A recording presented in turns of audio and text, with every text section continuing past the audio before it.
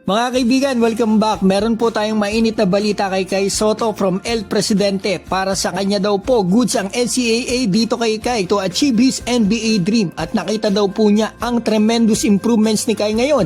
At medyo nagbalik na daw po ito. Napakabata pa daw po ni Kai. And hopefully daw po ay by mid or end 20s ni Kai ay makapasok na ito sa NBA.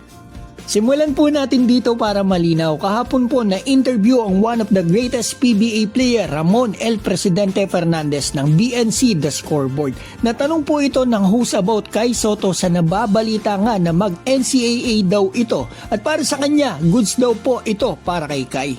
I think he's in his early 20s, 22, 23, thereabouts, 24.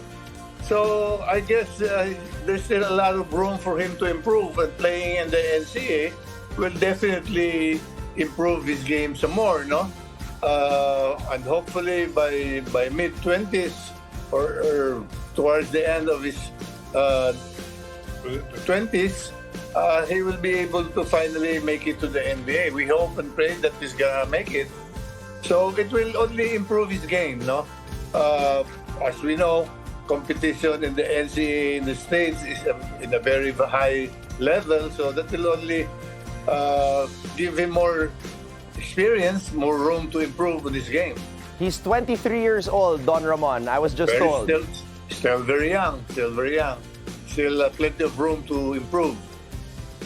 Ano pong masasabi nyo dyan mga kaibigan? Kasi para sa akin talaga, napakabata pa ni Kai. 23 to 24 na sa May, mga kaibigan. Talagang veteran na lang talaga sa experience. Yung mga nagpapadrap nga po sa NBA, mostly 25 years old para na lang top prospect. At yung mid-20s ni Kai, 25 to 30, yan po yung projected prime niya. Na possible na talaga siyang makapasok sa NBA sa time na yan. At good siyang NCAA kahit 1 year sabay subok ulit sa NBA.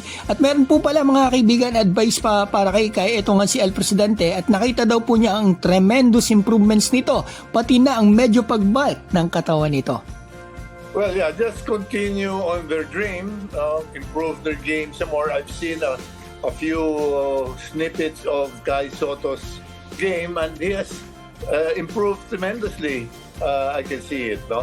I just saw it earlier tonight, some action against, I don't remember what team was that, against what team he was playing with, but he has definitely improved and he has bulked up a bit, I think, no? So, Maraming salamat Sir Mon and BNC. Mga kaibigan, kung kayo po ang tatanungin sa inyo, gustong sunod na makita ang ating pambato kasi patapos na ang season niya dito sa B-League. Balik B-League ba? NCAA, G-League, NBL, or i-comment nyo po sa baba.